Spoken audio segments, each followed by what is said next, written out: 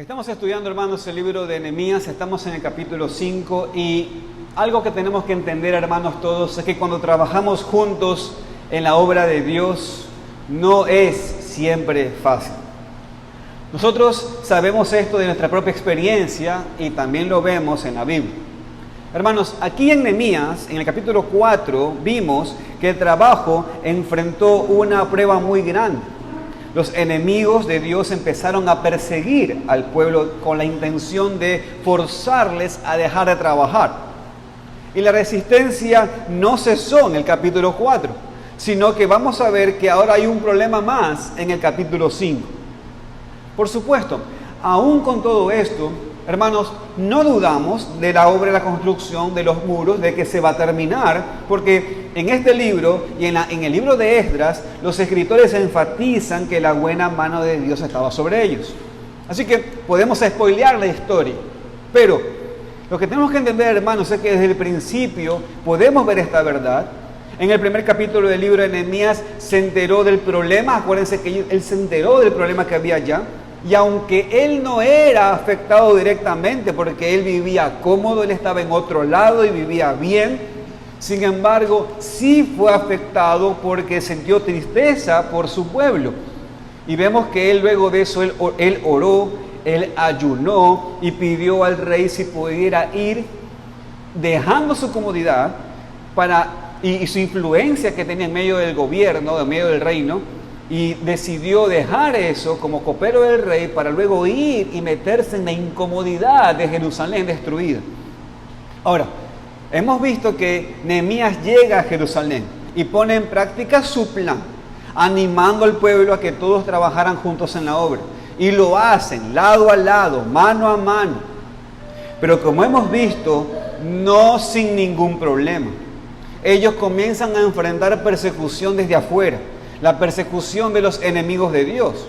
Y desafortunadamente la persecución de fuera de los enemigos de Dios no era el único problema que el pueblo enfrentó mientras ellos estaban trabajando juntos en la obra de construir los muros. Vemos aquí, mis queridos hermanos, en el capítulo 5, que también tenían que enfrentar un conflicto interno. Ahora, ¿cuál era el conflicto que tuvieron que enfrentar? Pues algunos judíos estaban aprovechándose de sus hermanos en necesidad. Y así la obra estaba en peligro. Si ellos no podían tratar con los problemas dentro del pueblo, ¿cómo iban a tratar con los problemas fuera del pueblo? ¿Cómo iban a poder terminar el muro? Por eso Nehemías tenía que tratar con este problema correctamente, con discernimiento para que la obra pudiera continuar. Y en este sentido, queridos hermanos, nosotros también enfrentamos problemas, no solamente de fuera, sino también de dentro del pueblo de Dios. Y necesitamos aprender cómo responder. Hermanos, nunca es correcto aprovecharnos de nuestros hermanos en Cristo, sino más bien necesitamos tratarles con amor verdadero mientras trabajamos juntos en la obra. Entonces, ¿qué es lo que vamos a estudiar en este capítulo, hermanos? Escúchenme. Vamos a ver el tema en esta historia y ver lo que Dios quiere enseñarnos para nuestras vidas y para nuestra iglesia. Entonces, hermanos, mi propuesta en esta predicación es esta. Deberíamos mostrar el amor verdadero a los hermanos cuando trabajamos juntos, en vez de aprovecharnos de ellos. Por eso es que, hermanos, se titula esta predicación Peligro interno. El aprovecharse de nuestros hermanos. Y bajo ese título quiero desarrollar, hermanos, 2 puntos. Vamos a ver que del versículo 1 al versículo 5 vamos a encontrar las quejas contra los hermanos. Y luego vamos a encontrar del versículo 6 al versículo 19, vamos a encontrar la solución al problema. Luego que veamos la parte histórica, yo les voy a animar a que veamos unas aplicaciones para nuestras vidas y luego una conclusión. ¿Ok? Así que vamos a orar para que el Señor nos guíe a cada uno de nosotros. Oremos, hermanos. Señor, te queremos rogar, Padre, que tú nos ayudes a ver la parte histórica de este libro, porque es necesario también tomar de la revelación general y de lo que sucedió como una especie de cultura general. Pero, Señor, queremos avanzar.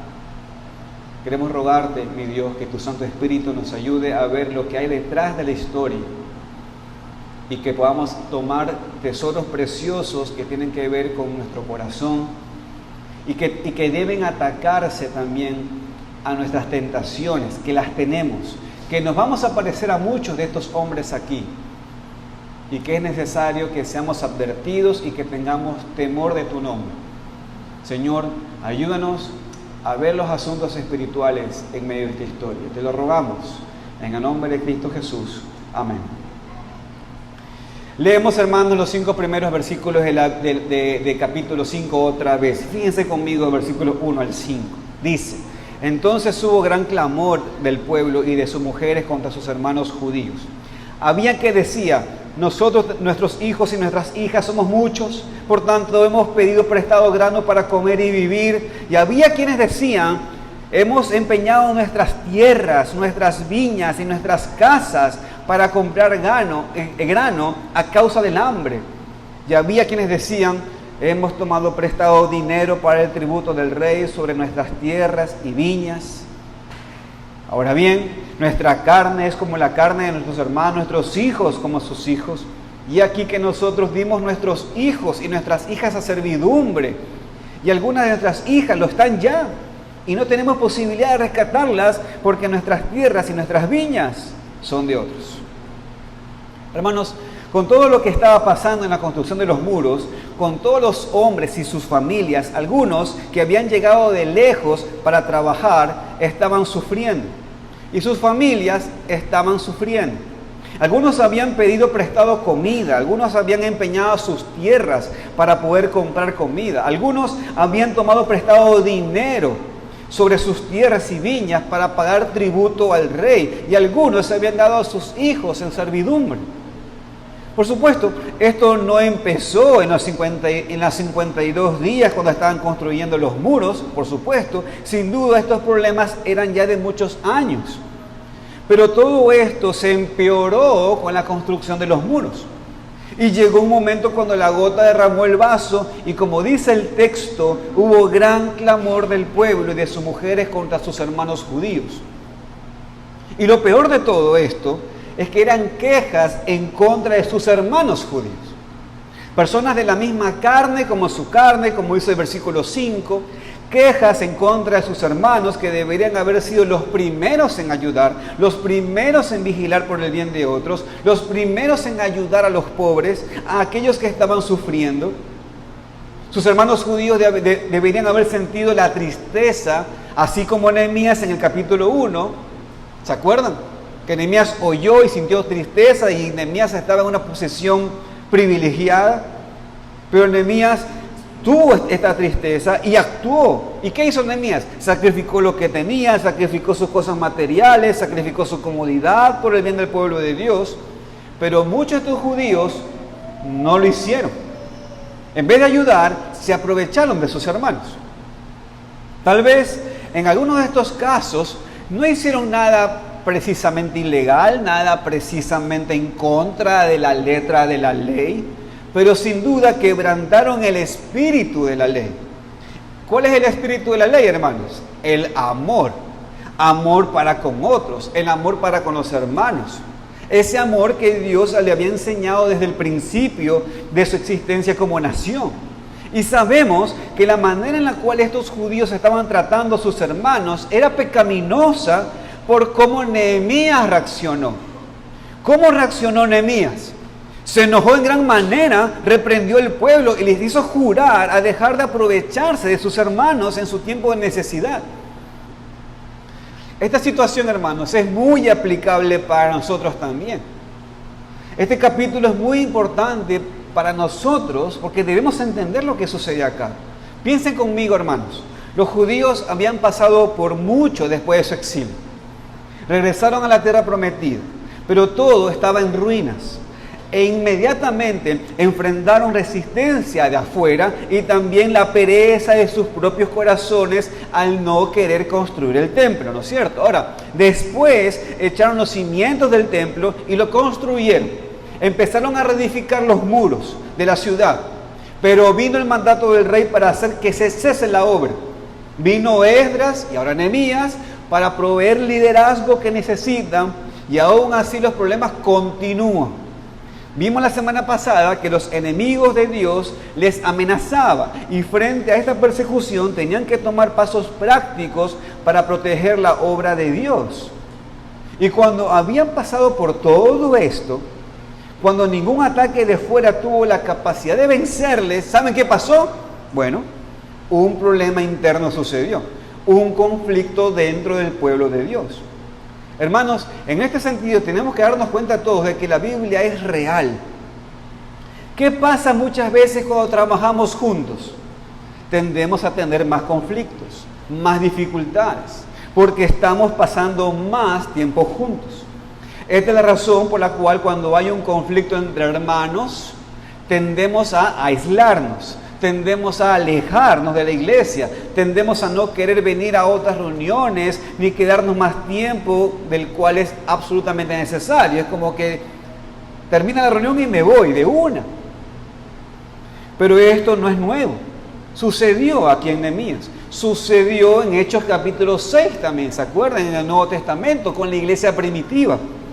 Cuando todo iba bien en la iglesia, cuando los miembros otra vez estaban trabajando juntos en la obra de Dios, cuando habían enfrentado ataques de afuera y han sobrevivido a esos ataques de afuera, el siguiente ataque que viene, ¿cuál es? Es un ataque de adentro. Y cuando esto sucede, tenemos que aprender, hermanos, a no reaccionar de manera natural, sino sobrenatural. Cuando personas nos ofenden y queremos salir y huir, deberíamos reconocer que esto casi nunca es la reacción correcta.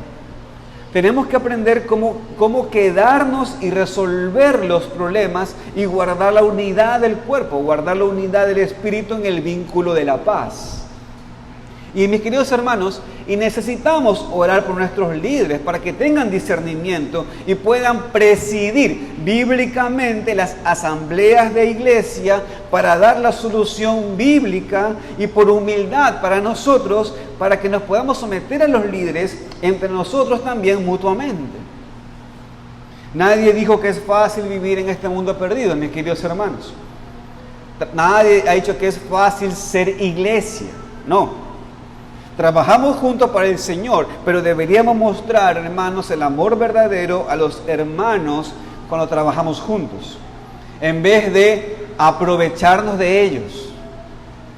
Entonces, hermanos, en el versículo 1 al versículo 5, vemos las quejas entre los hermanos, pero ahora en el versículo 6 al versículo 19, vemos la solución del problema. Pero, hermanos, no se me vaya con el pensamiento rápido. Recuerden, ¿cuáles eran las quejas? La queja era que parece que hubo un grupo de judíos que se habían aprovechado de los otros judíos. Entonces ahora, del versículo 6 al 19, vamos a encontrar la solución a ese problema. Y eso es lo que vamos al segundo punto, hermano, la solución del problema. Miren conmigo, por favor, el versículo 6. Porque en el versículo 6 vemos que Nehemías se enteró de esta situación y respondió. Miren lo que dice, miren lo que hizo Nehemías. Se enojó en gran manera cuando oyó su clamor y estas palabras. Nehemías inmediatamente reconoció el pecado, mostrando por medio de las acciones de algunos de estos judíos.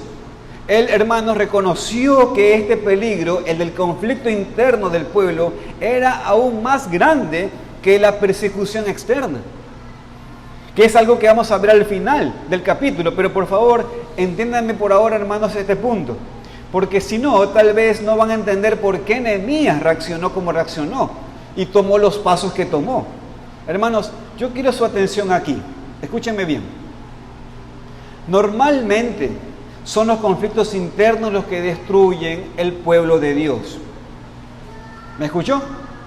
Normalmente son los conflictos internos los que destruye el pueblo de Dios. ¿Y sabe cómo se llama conflictos internos? Pecado. El pecado de dentro en vez del pecado de fuera. Esto era el peligro aquí. Por eso Nehemías meditó en el versículo 7 y pensó en qué hacer. Sin duda buscó a Dios y su voluntad, y después reprendió a los nobles y a los oficiales, reprendió a aquellos que eran culpables de aprovecharse de sus hermanos judíos. Vamos a ver cómo lo hizo. Fíjense conmigo, por favor, en primer lugar, en el versículo 7. Mire lo que Nehemías les preguntó. ¿Exigís interés cada uno a vuestros hermanos? Miren la situación. Parece que Nehemías fue para hablar con ellos personalmente. Primero para preguntarles lo que estaba pasando, para darles la oportunidad para arrepentirse. Pero no sucedió. Porque después dice que él convocó contra ellos una gran asamblea. Ahora, hermanos, no es lo mismo, por cierto, pero nos hace pensar en Mateo capítulo 18, ¿no? En el contexto de la disciplina de la iglesia, ¿no es cierto? Que en primer lugar hay que hablar con esas personas de manera puntual y después con toda la iglesia si no hay arrepentimiento. Entonces, en este sentido, mis queridos hermanos, no deberíamos tener miedo de hacer esto en nuestra iglesia, porque es lo que necesitamos para reprender el pecado y para guardar la santidad de la iglesia. Pero después, fíjense, vemos en el versículo 8, miren lo que dice en el versículo 8. Y les dije, nosotros, según nuestras posibilidades, rescatamos a nuestros hermanos judíos que habían sido vendidos a las naciones. Y vosotros vendéis aún a vuestros hermanos y serán vendidos a nosotros. ¿Qué hizo el pueblo? Y callaron, pues no tuvieron que responder. Claro, hermanos, Nehemías les reprendió de una manera que les dé vergüenza. Básicamente dijo, a ver, hermanos, todos hemos trabajado tanto para que los judíos que estaban en el exilio salieran del exilio, salieran de Babilonia y regresaran a la tierra prometida.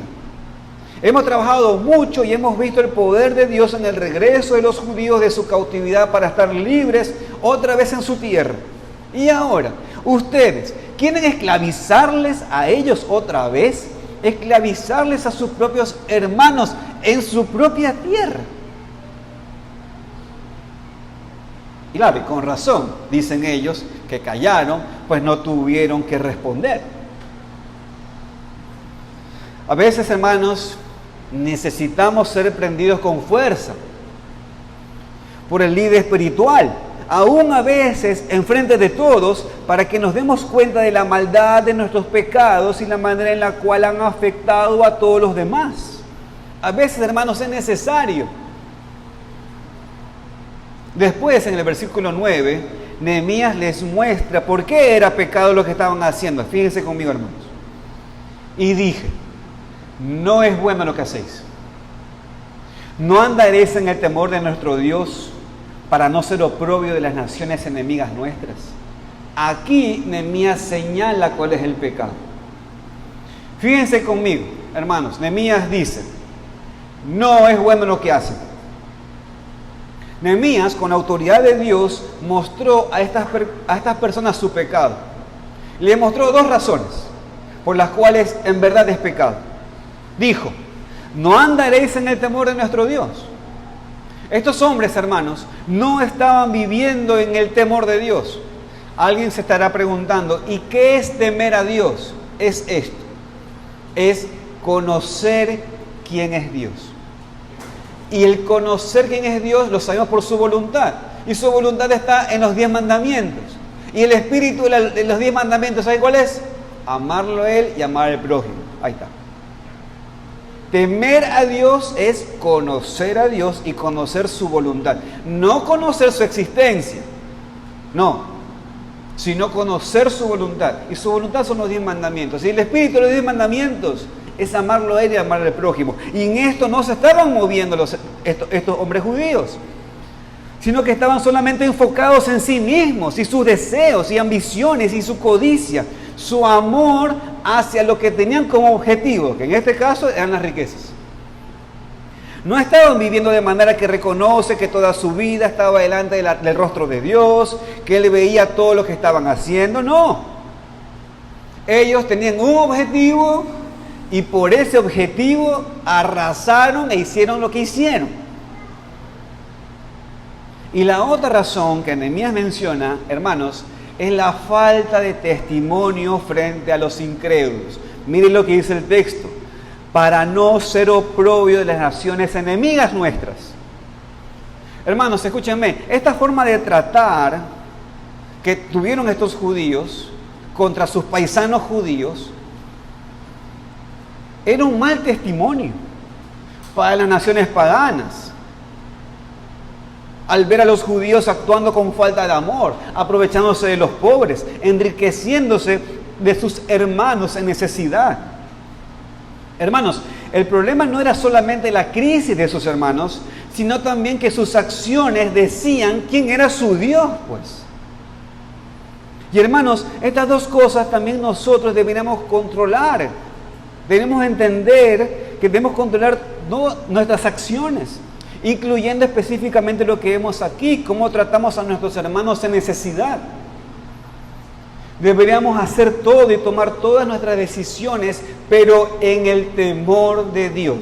De vuelta, no solamente reconociendo su existencia, sino conociendo su voluntad. Deberíamos, hermanos, hacer todo en el temor de Dios. Hermano, escúcheme, no lo hagas pensando solamente en lo que te propones. Hazlo pensando en el amor al prójimo y en el amor al testimonio a Dios.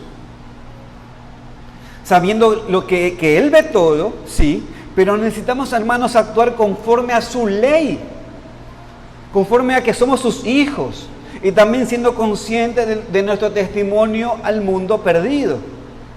Piense conmigo, hermanos, en esto, para pensar en cualquier aplicación muy específica.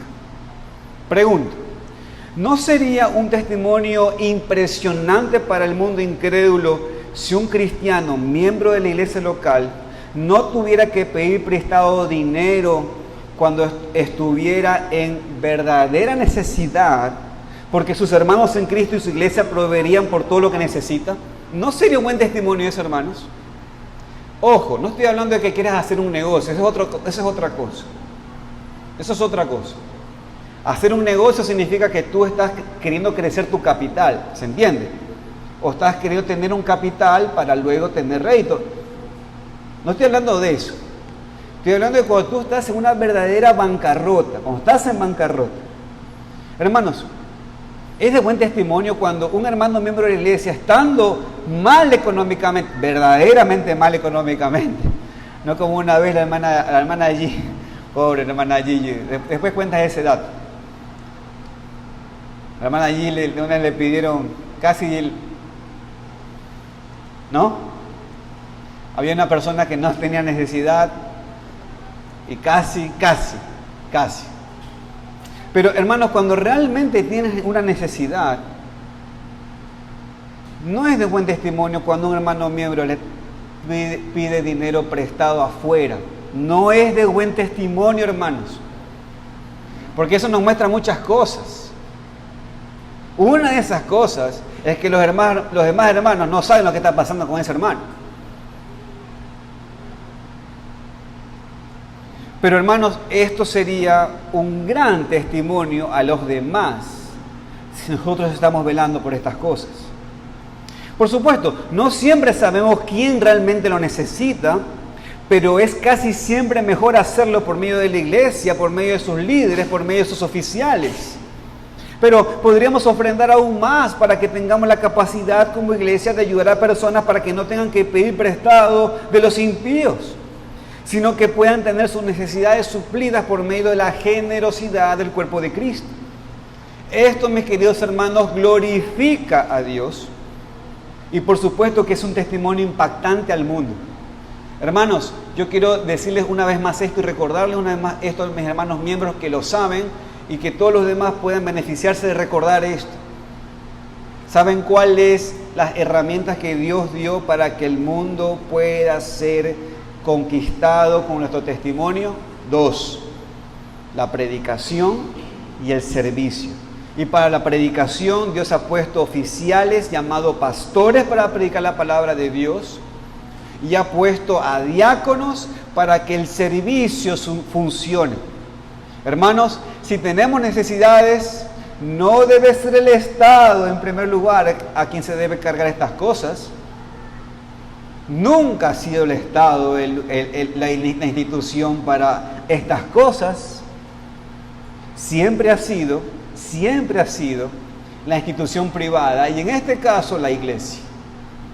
Así es como debería ser, mis queridos hermanos. Pero no solamente hablemos de prestar dinero, también hablemos de prestar sabiduría. ¡Ay! Hablemos de prestar consejo. Hagamos la misma pregunta. ¿No creen que sería buen testimonio que tus mejores amigos o que tus consejeros sean realmente los de tu iglesia? Ahora, seguimos viendo la solución provista por Nehemías. Miren el versículo 10, fíjense conmigo. Miren lo que dicen, lo que Nehemías da como solución, verso 10. También yo y mis hermanos y mis criados les hemos prestado dinero y grano, quitémosle ahora este gravamen. Hermanos, podemos leer esto en dos maneras, fíjense. O Nehemías está admitiendo que también se incluye en este pecado, o que él también había prestado al pueblo, pero no con usura, sino sin cobrar intereses sumamente altos o sin cobrar intereses. Esta segunda opción, en lo particular, pienso que es lo más probable debido al ejemplo de Nehemías que vamos a ver al final del capítulo. ¿Ya lo vamos a ver? Nehemías, hermanos, está mostrando que es posible ayudar a los hermanos sin aprovecharse de ellos, exactamente como él y algunos otros lo habían hecho. Así que Nehemías, al final del versículo 10, llega a su llamado al arrepentimiento. Fíjense lo que dice el final del versículo 10. Dice, quitémosle ahora este gravamen. O sea, quitémosle ahora este interés sumamente alto o este interés que están teniendo. Y después dice lo que ellos deben hacer en el versículo 11. Fíjense lo que dice el versículo 11. Os ruego que le devolvéis hoy sus tierras, sus viñas, sus olivares, sus casas, la centésima parte del dinero, del grano, del vino y del aceite que demandáis de ellos como interés. ¿Cuál es la solución de Nehemías? Hermanos, devuelvan todo. Devuelvan todo. Tal vez, hermanos, esto parece muy fuerte, pero recordemos que el arrepentimiento verdadero se muestra por sus frutos. No hay arrepentimiento, hermanos, si no hay fruto. ¿Usted se acuerda de Zaqueo? No, nunca lo vi. ¿Se acuerdan los evangelios de la historia de Zaqueo? Bueno, Cristo le llama, Cristo lo salva, y él, sin ser forzado por nadie, Zaqueo dice, he aquí, Señor, la mitad de mis bienes doy a los pobres. Claro, él dice esto porque él lo hizo antes, él tomó de los pobres. Pero ahora dice, la mitad de mis bienes doy a los pobres y sin algo he defraudado a alguno, se lo devuelvo cuadruplicado. O sea, Zaqueo tenía rápido, sabía la tasa de conversión, sabía la inflación y la tasa de interés internacional. Era cuadruplicado. Y además porque la ley decía que había que devolverlo cuadruplicado. El arrepentimiento verdadero, hermanos, siempre se demuestra por frutos. Pero aún con esto, aún con su autoridad como líder, vemos que Nehemías, hermanos, ¿sabe qué hace? Él no pide, él ruega. Él ruega que ellos lo hagan. Al final de cuentas, ni un líder puede forzar a una persona a hacer algo que solamente Dios puede hacer con el cambio de corazón. Y gracias a Dios, hermanos, por estas personas que estaban de acuerdo, que estaban arrepentidas y lo muestran por el fruto. Fíjense por favor el versículo 12. Fíjense, versículo 12. Y dijeron, lo devolveremos y nada les demandaremos. Haremos así como tú dices. Hermanos, no siempre sucede así. Y yo sé que esto puede ser un balde de agua fría y estábamos bien, ¿no es cierto? Estábamos contentos, dame más. Sí, pero no siempre sucede así. Aún el pueblo de Dios, cuando confrontado por su pecado, cuando confrontado por el líder espiritual, muchas veces el pueblo de Dios resiste, no quiere. O dice que está arrepentido, pero no quiere mostrar ningún cambio. No quiere admitir públicamente su pecado público. No quiere devolver. Pero estas personas aquí respondieron correctamente. Y Nehemías, tal vez sospechando que su acuerdo tenía que ver más con la presión pública, ¿no es cierto? Recuerden, todo esto estaba sucediendo en medio de una asamblea, Entonces, pensando que esto era público ante otros, o sospechando que su decisión era solamente por la emoción del momento, Nehemías les hizo jurar que harían lo que ellos dijeron que iban a hacer. Y lo hace de una manera muy fuerte. Mire conmigo el versículo 13. Dice, además, sacudí mi vestido y dije, así sacuda a Dios de su casa y de su trabajo a todo hombre que no cumpliere esto. Y así sea sacudido y vacío. Y respondió toda la congregación, amén. Y alabaron a Jehová. Y el pueblo hizo conforme a esto. Tal vez, hermanos, no entendemos lo que está sucediendo aquí, pero déjenme explicarles un poquito. Los historiadores nos dicen que esto era un acto simbólico, representando la gravedad del juramento que habían hecho, representando una maldición sobre cualquier persona que no cumpliera con su juramento. Simboliza que si alguien no hiciera lo que se dijo que se iba a hacer, que éste fuera tan vacío como el vestido sacudido de Nehemías, que fuera tan sacudido de la casa de Dios y del pueblo de Dios como ese vestido sacudido. Entonces, si se dan cuenta, era un símbolo visible, era un símbolo muy fuerte y la gente entendía la gravedad del juramento que estaba tomado. En este sentido, hermanos, nosotros también deberíamos tomar muy en serio nuestra responsabilidad de amar a nuestros hermanos y no aprovecharnos de ellos. Necesitamos tomar en serio la palabra de Dios y sus promesas de bendición o maldición sobre aquellos que obedecen o no obedecen.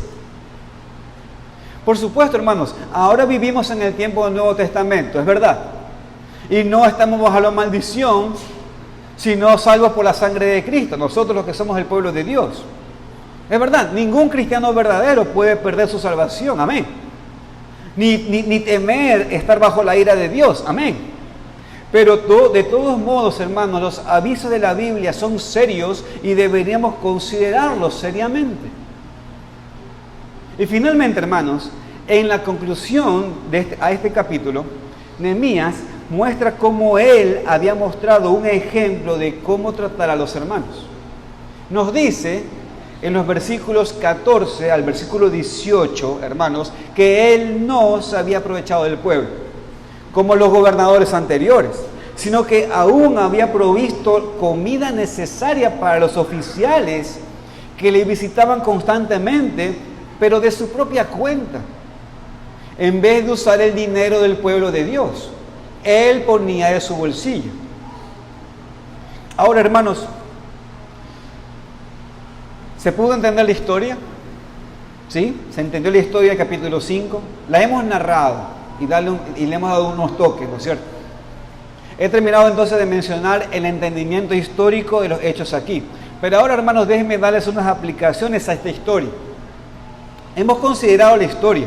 Y en verdad, hermanos, no es nada difícil entender que surgió un conflicto interno y una dificultad dentro del pueblo y Nehemías tenía que tratar con ese conflicto.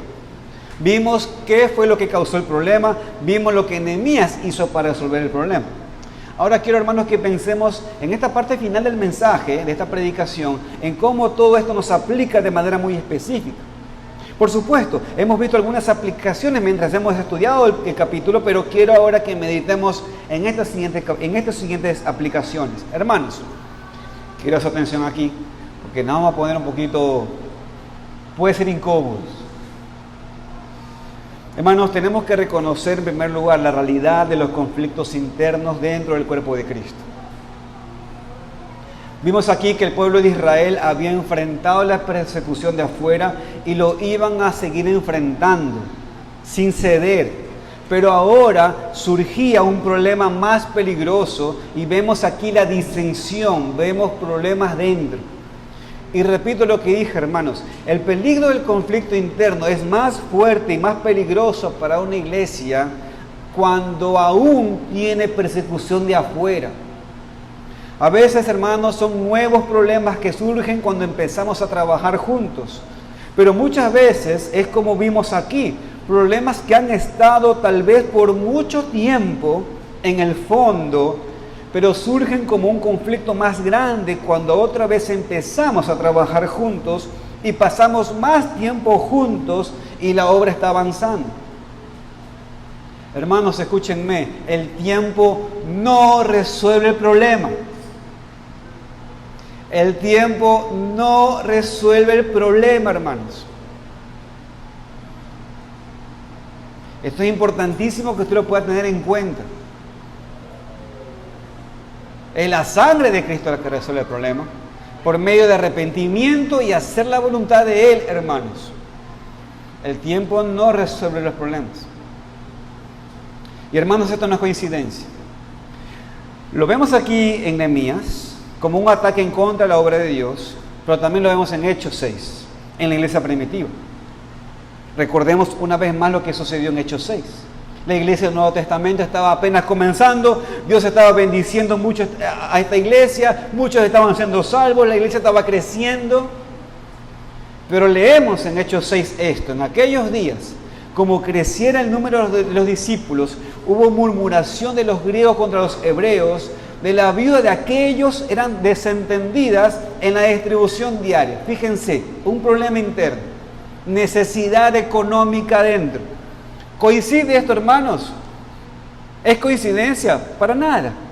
Cuando la obra está avanzando y Satanás ve que no puede por medio de la persecución externa, empieza a tentarnos a tener conflictos dentro del cuerpo de Cristo. Damos gracias a Dios que los apóstoles, hermanos, tenían discernimiento, así como Nehemías también lo tuvo. Tuvo discernimiento para tratar con los problemas y no causar división en la iglesia. ¿Ustedes se acuerdan qué le pasó a Roboam, el hijo de Salomón? Había un problema económico en el reino, ¿se acuerdan? ¿Y qué dijo? ¿Y qué le dijeron los líderes del reino a Roboam? Roboam, baja el porcentaje de impuesto, que está mucho. ¿Y Roboam qué hizo? Si mi papá pidió esto, yo soy más grueso que él. Y elevó el impuesto. ¿Y qué sucedió? Se rompió el reino. Nada de discernimiento. Quería ser, como decimos nosotros, ¿no? Quería ser un bacán. Y terminó rompiendo el reino, hermanos. Poca sabiduría. Pero aquí encontramos, hermanos, lo mismo.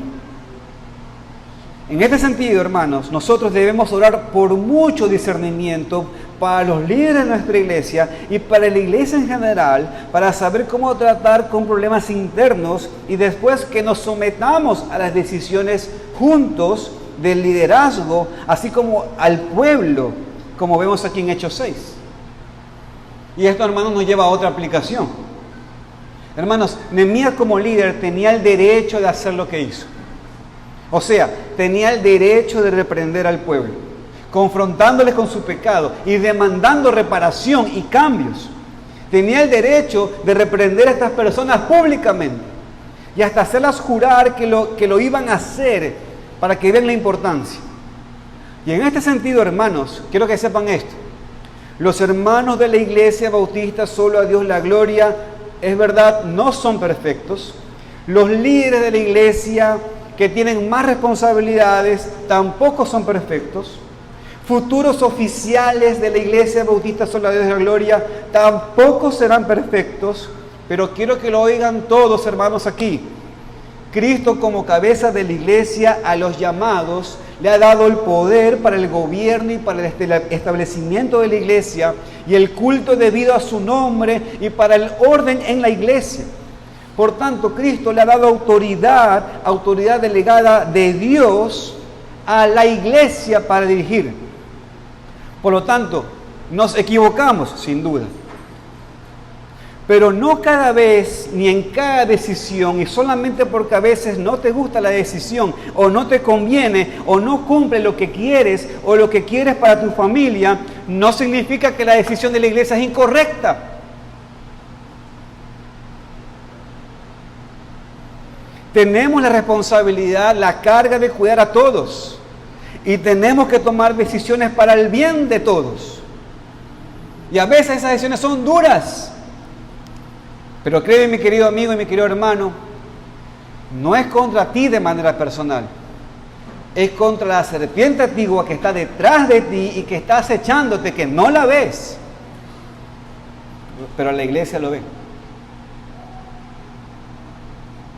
Pero también es porque la serpiente antigua quiere usar esa entrada para devorarnos a nosotros como iglesia. Y tenemos que enfrentar.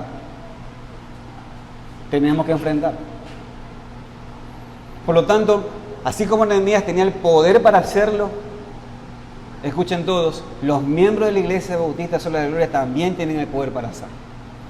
Porque ellos son jueces en esta iglesia. Ante todo, entonces, lo que pido a ustedes, hermanos, es oración, mucha oración. Y también se pide paciencia, hermanos, y se pide comprensión.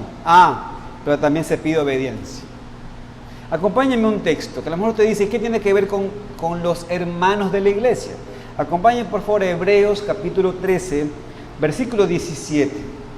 Mire el texto allí, acompáñenme allí. Hebreos capítulo 13, versículo 17. Miren lo que dice el texto. Obedeced a vuestros pastores y sujetaos a ellos, porque ellos velan por vuestras almas, como quienes han de dar cuenta, para que lo hagan con alegría y no quejándose, porque esto no es provechoso. Hermanos, lo primero que quiero rescatar es este texto. Este texto no fue escrito por un pastor que quiere más poder. Arranquemos así. Este texto fue escrito por el Espíritu de Dios. Y la disposición aquí es que la iglesia es quien pone a sus líderes, es quien es representada por el liderazgo de los pastores. Por tanto, obedecer a sus pastores es obedecer a la sabiduría de la iglesia. Mis hermanos, escúchenme, detrás de los pastores está el cuerpo de la iglesia. Los pastores presiden no por sí mismos, ni por sus propios juicios, sino de los miembros de la iglesia, quienes recibieron el poder de Cristo para gobernarla. ¿Se entiende, hermanos? Y como aplicación final, como aplicación que tal vez más tiene que ver con el contexto de este mensaje, y el más obvio del mensaje, hermanos, es que no pensemos en nosotros. Y cómo somos, y que es necesario, hermanos, que pensemos en nosotros en cuanto al dinero, en cuanto a nuestra generosidad, en cuanto a cómo tratamos a nuestros hermanos en Cristo de manera tangible. Hermanos, escúchenme, como cristianos deberíamos dar a otros. ¿Lo escuchó o no? Como cristianos deberíamos dar a otros, dar a nuestros hermanos sin esperar nada a cambio. No a nuestros primos, no, obviamente ser primos, pero quiero decir a nuestros hermanos. Lo vuelvo a decir. Como cristianos deberíamos dar a otros, dar a nuestros hermanos sin esperar nada a cambio. Eso es tal vez el principio más importante que necesitamos aprender en cuanto a nuestro dinero. Ganamos dinero para la gloria de Dios, que significa que trabajamos para proveer por las personas que Dios nos ha dado como parte de nuestra familia. Y después, escuche bien la palabra, regalar generosamente a aquellos hermanos en necesidad. A veces la iglesia le pone palabras evangélicas como ofrendar. Pero a veces, lamentablemente, en ciertos contextos, la palabra ofrenda, detrás de la ofrenda está un deseo de que espero que se me devuelva con más bendición. Y a veces cuando usamos la palabra regalar, que es la palabra que normalmente usa el mundo entiende claramente lo que es regalar. Y regalar es eso. Lo hago por amor y no esperar nada a cambio. Eso lo encontramos aquí. Debemos regalar generosamente a aquellos hermanos en necesidad. Prácticamente creo que esto significa que deberíamos considerar, hermanos, muy seriamente la idea de no prestar dinero al hermano que está en verdad necesidad, sino, otra vez énfasis, regalar. Y si por cualquier razón, motivo o circunstancia es absolutamente necesario prestar a otros, mi querido hermano, nunca cobre un interés que en vista que el otro necesita el dinero y está dispuesto a darle lo que usted le va a pedir, entonces usted se aproveche de eso. Y entender que posiblemente no recibiremos lo que hemos prestado. Y en este sentido, pues hermanos, suframos el agravio. Y si es necesario, como lo leemos en 1 Corintios 6. Porque hermanos, nunca deberíamos tener conflictos en nuestra iglesia por un asunto de dinero. Es ridículo eso. ¿Qué tienes que no has recibido? No hay razón válida para nada que tengamos un conflicto interno por un asunto de plata. Nuestro dinero no es más importante que nuestra unión como hermanos. Y si tenemos la razón o no en cuanto a nuestras relaciones financieras, nunca es más importante que nuestra unión en Cristo, hermanos. Que suframos el agravio si es necesario. Que perdamos nuestro dinero si es necesario, pero que nunca perdamos los lazos de amor entre nosotros por algo tan insignificante y temporal como el dinero. Por eso, hermanos, se le dice riquezas injustas. Porque una persona puede ser rica, pero no necesariamente porque está siendo bendecido por Dios, por su obediencia. No. Las riquezas no representan que están siendo fieles a Dios. Por eso son riquezas injustas, porque no representan tal cosa. Pero no es siempre, hermanos, cuestión de dinero. Podemos pensar en otras maneras de aplicar esta verdad, de no aprovecharnos de nuestros hermanos mientras trabajamos en la obra de Dios. Y hermanos, se las voy a decir con amor, pero se las voy a decir. Por ejemplo, piensa si te toca traer a ti comida para un domingo. Y sabes que hay otras personas que también van a traer comida ese domingo. Y tú sabes que esas personas tienen menos que tú. Tú sabes que esas personas están en situaciones más difíciles. Y tú decides, sabiendo que van a traer, decides no traer nada. Porque dices, no tengo tiempo, o decides traer lo mínimo posible y la carga termina cayendo sobre los demás.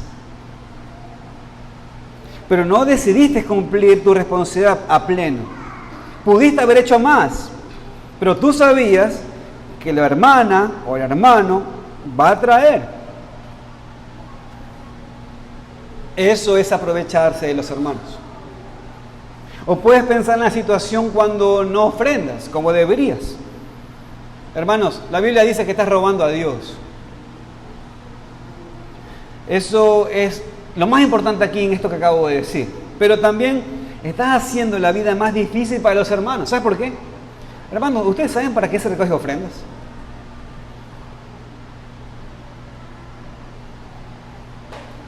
Se recoge ofrendas para que no haya necesidad física en medio de la iglesia. Tiene otra razón, hermanos, eso. No tiene otra razón. Cada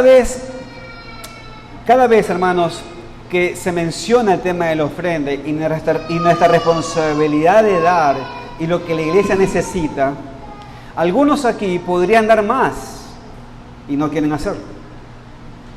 Y lo que suele suceder, y eso es bíblico y sabemos que esto es así, que en verdad son los que casi no tienen, los que tienen muy poco, son los que empiezan a dar más, a sacrificar más, así como la viuda en el templo. Esto es así, hermanos, y eso no va a ser incambiable. Pero tú te puedes mostrar como la viuda en este caso, aún teniendo mucho. Y aunque estos hermanos realmente tendrán sus bendiciones delante de Dios para los otros, los que pudieron hacerlo más, pues su forma de hacerlo no es correcta ante Dios. Y hace que la carga sea más pesada sobre personas que en realidad no pueden dar más. Y también podemos pensar, hermanos, en la situación cuando no todos trabajamos en la obra de Dios como deberíamos.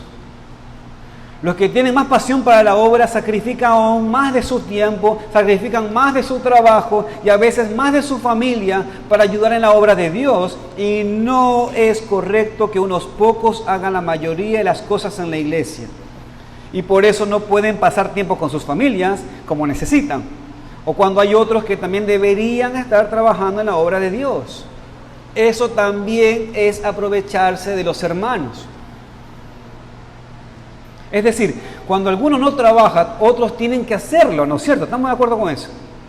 Y les afecta. En realidad estamos aprovechándonos de ellos, asumiendo que alguien más va a hacer la obra. Son ejemplos, hermanos, nada más. Y no digo que estas cosas estén sucediendo ahora en nuestra iglesia.